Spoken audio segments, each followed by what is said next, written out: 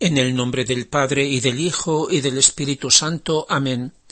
26 de septiembre del 2024. Mis queridos hermanos, estamos viendo la cada vez mayor confusión y división que hay en el mundo, y dolorosamente en la Santa Iglesia. Da la impresión de que tantos tienen de la Iglesia una idea cada vez más extraña respecto a cómo ha sido durante 20 siglos.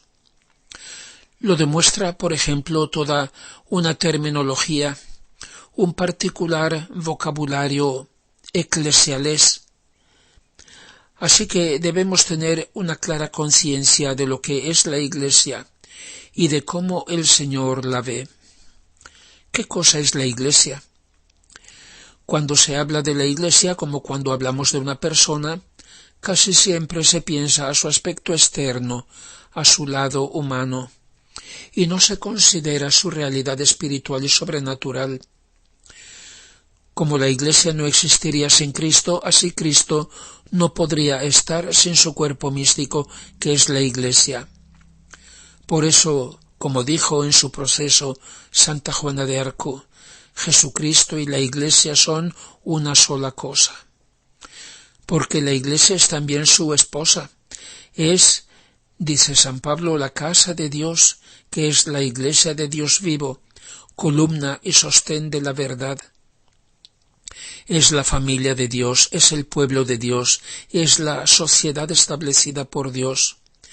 Es la verdadera, única y auténtica humanidad querida por Dios, que, dice de nuevo San Pablo, que quiere que todos los hombres se salven y lleguen al conocimiento de la verdad. Por lo cual, y ahora cito al Concilio Vaticano II, la Iglesia es en Cristo como un sacramento o signo e instrumento de la íntima unión con Dios y de la unidad de todo el género humano. La Iglesia es en su estructura visible el lugar y el medio por medio del cual nos llega la redención, y en su realidad sobrenatural es el fruto de la redención, o sea, la salvación eterna. La Iglesia es, en este mundo, la preparación a la venida del reino de Dios, que la Iglesia invoca y espera, y al mismo tiempo será el cumplimiento del reino de Dios. La Iglesia es por tanto un organismo vivo que crece hacia su plenitud. El Hijo de Dios, al encarnarse, trajo de nuevo al mundo el reino de Dios. Lo trajo como una pequeña semilla de luz. Lo sembró en la tierra purísima de la Santísima Virgen su Madre. Lo regó con su sangre y con las lágrimas de María. Lo fecundó con el sol del Espíritu Santo en Pentecostés y nació la plantita. Al principio era apenas una hierbecita insignificante, pero empezó a crecer y produjo ramas y hojas y flores que representan las virtudes de los santos, en espera del tiempo de los frutos, el tiempo en que se ha de cumplir el reino de la divina voluntad en la tierra como en el cielo. ¿Cómo es la Iglesia? En el credo decimos: creo en la Iglesia, una santa, católica y apostólica. La Iglesia fundada por nuestro Señor es una sola. Tú eres Pedro, y sobre esta piedra edificaré mi Iglesia, dijo Jesús a Pedro. No dijo: sobre este montón de piedras edificaré mis iglesias. Dios es uno solo y por eso quiere la unidad. Pero en la verdad,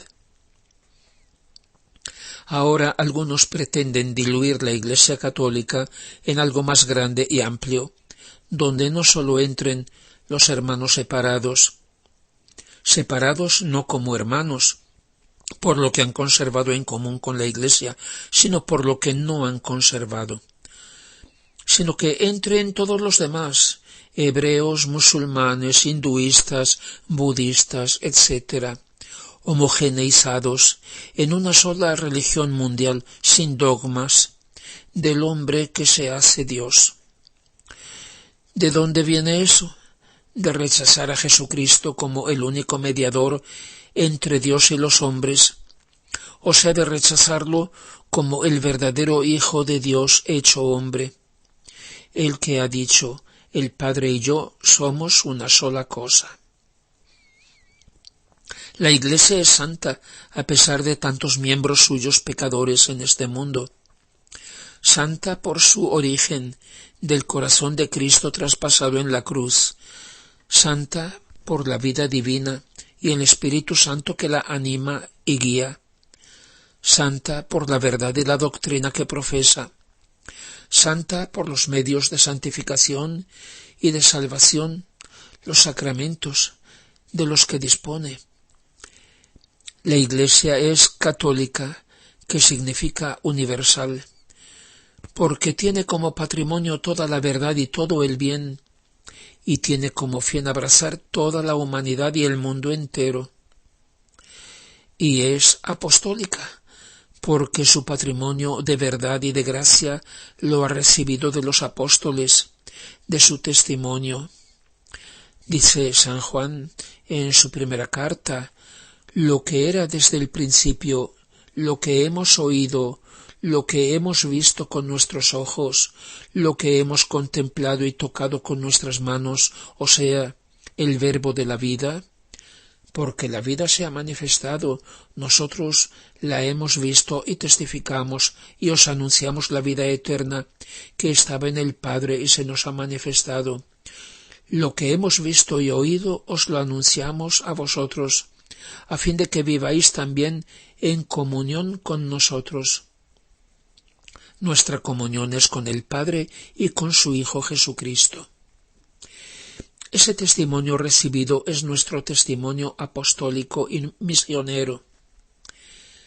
¿Qué se necesita para pertenecer a la Iglesia? Para pertenecer a la que Jesucristo ha fundado, llamándola mi Iglesia, es necesario compartir toda su fe, es decir, acoger a Jesucristo como el único verdadero Dios y verdadero hombre que nos ha redimido. Acogida o fe necesaria para todos, en la medida en que a cada uno le es dada la posibilidad de conocer este anuncio o buena nueva, o sea, evangelio. El objeto o contenido de su fe la Iglesia lo expresa en el credo. Por eso Jesús dijo antes de su ascensión: id y enseñad a todas las gentes. No dijo dialogad, el diálogo es sobre otras cosas, bautizándolas en el nombre del Padre y del Hijo y del Espíritu Santo, enseñándoles a observar todo cuanto yo os he mandado. Dijo: id por todo el mundo y predicad el Evangelio a toda criatura. El que creyere y fuere bautizado se salvará, mas el que no creyere se condenará. Por eso, fuera de la Iglesia no hay salvación, y esto es un dogma de fe. En su vida y en sus escritos, Luisa habla de la Santa Iglesia. Intento resumir, indicando solo los capítulos, y eso lo verán en el texto escrito que luego les envío. Veamos simplemente la Iglesia a través de los ojos y de las páginas de Luisa. Característica de los verdaderos hijos de Dios son el amor a la cruz, a la gloria de Dios y a la Iglesia. No me detengo en la vocación de Luisa como víctima en favor de sus hermanos y sus vínculos de dependencia y de amor a la Iglesia. En la Santa Iglesia, dice, está representado todo el cielo, no obstante lo cual en la Iglesia hay miembros sanos y luminosos y miembros infectados y tenebrosos. La Iglesia debe conocer a los que le pertenecen, no necesita consultar los registros de bautismo, sino ver quién cultiva la propia vida cristiana con los sacramentos, en particular con la confesión y la Eucaristía. La Iglesia católica posee todos los medios necesarios para salvar a los hombres, medios que los protestantes no tienen. Todas estas cosas que estoy resumiendo se encuentran ya en los primeros volúmenes de Luisa. La Iglesia instruida por Jesucristo le hace eco y en casi todas las circunstancias, al dar los sacramentos, etc., da su bendición.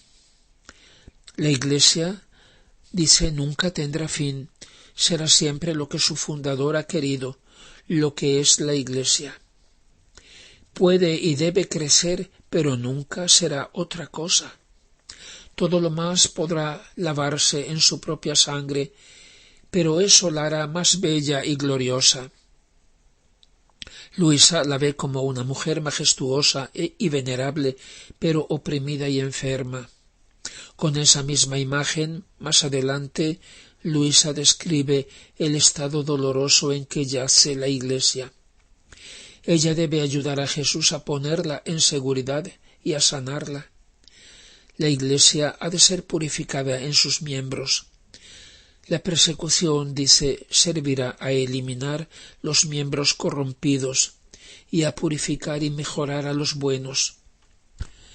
Luisa ya lo había dicho antes.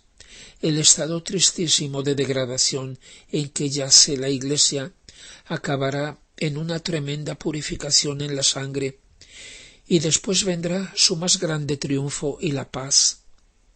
El Señor permitirá la profanación de las iglesias y el abominio de la desolación en el lugar santo, a causa de los pecados de los sacerdotes, por haber sido ellos los primeros en profanar el templo y los templos vivientes, como son las almas y la misma Eucaristía.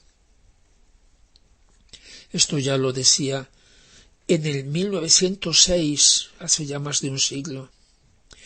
Luisa es plenamente consciente del estado real en que ya entonces se hallaba la Iglesia, la cual se ve ahora como moribunda, pero cuando levantará la cruz resurgirá, valiente y resplandeciente, confundiendo y poniendo en fuga a sus enemigos. Resurgirá más bella y gloriosa después de su pasión. Luisa la ve entonces como una niña inocente y bellísima. Por tanto, la mamá y reina la llama a que trabaje con ella en el jardín de la Iglesia, que está casi vacío. Lo que es humano ha de ser arrancado y sustituido con todo lo que es de la Santísima Virgen su Madre, que es divino. Y esto se lo decía el 2 de agosto del 1925, hace ya 99 años. Dejemos por ahora qué cosa se deba entender por lo que es humano, que ha de ser arrancado y sustituido con lo que es divino. La divina voluntad es germen, medio y corona de toda virtud y de la Iglesia. Por eso la Iglesia, fiel ejecutora y depositaria de las enseñanzas de Jesús, dice siempre el Padre Nuestro, pidiendo en él que la divina voluntad se haga en la tierra como se hace en el cielo. Luisa dice: todos los hijos de la Iglesia son miembros del cuerpo místico cuya cabeza es Jesucristo, y entonces se pregunta: ¿cuál será el puesto que ocuparán las almas que tienen como vida la voluntad de Dios en este cuerpo místico? Quienes vivan en la voluntad de Dios serán los que completarán la formación del cuerpo místico, y como la piel lo cubrirán de belleza y de gloria, obteniendo finalmente el reino que pedimos en el Padre Nuestro. De ahí la importancia de que esos miembros se formen en la Iglesia mediante las verdades manifestadas por el Señor acerca de su querer divino. Le dice el Señor el 10 de febrero de 1924: estos escritos serán para mi Iglesia como un nuevo sol que surgirá en medio de ella, que los hombres, atraídos por su luz refulgente, se aplicarán para transformarse en esta luz y salir espiritualizados y divinizados, por lo cual, renovándose la Iglesia, transformarán la faz de la tierra. Tú verás desde el cielo el gran bien cuando la Iglesia reciba este alimento celestial, que fortificándola, la hará resucitar en su pleno triunfo. Son enseñanzas que no sustituyen, lo afirma el Señor claramente, no sustituyen lo que Él hizo y dijo estando en la tierra. No pueden sustituir el Evangelio ni los sacramentos que Él instituyó, pero sirven para comprenderlos cada vez más en la plenitud de la luz y a vivirlos en la plenitud de su fruto. Y en efecto, Él dice, los mismos apóstoles y toda la Iglesia no han añadido nada más a lo que yo dije e hice cuando estuve en la tierra. Ningún otro evangelio ha hecho y ningún otro sacramento ha instituido, sino que gira siempre en torno a todo lo que yo hice y dije. Es verdad que la Iglesia ha comentado el evangelio, que ha escrito tanto sobre todo lo que yo hice y dije, pero nunca se ha alejado de mi fuente, del origen de mis enseñanzas. Así será de mi voluntad. Pondré en ti el fondo de la ley eterna de mi querer, lo que es necesario para hacer que se comprenda, las enseñanzas que hacen falta. Y si la Iglesia se extenderá en las explicaciones y comentarios, no se separará nunca del origen, de la fuente puesta por mí. Y si alguien querrá separarse, se quedará sin luz y a oscuras, y se verá obligado, si querrá la luz, a volver a la fuente, a mis enseñanzas. El Señor nos está diciendo ahora, como dijo entonces, todavía por poco tiempo la luz está con vosotros. Caminad mientras tenéis la luz, para que no os sorprendan las tinieblas. El que camina en tinieblas no sabe a dónde va. Mientras tenéis la luz, creed en la luz, para ser hijos de la luz. Y San Pablo dice, eso haréis, conscientes del momento. Ya es hora de despertaros del sueño, porque nuestra salvación está ahora más cercana que cuando creímos. La noche va muy avanzada y ya se acerca el día. Despojémonos, pues, de las obras de las tinieblas y vistamos las armas de la luz. Comportémonos santamente como en pleno día. Gloria al Padre y al Hijo y al Espíritu Santo, como era en el principio, ahora y siempre y por los siglos de los siglos. Amén.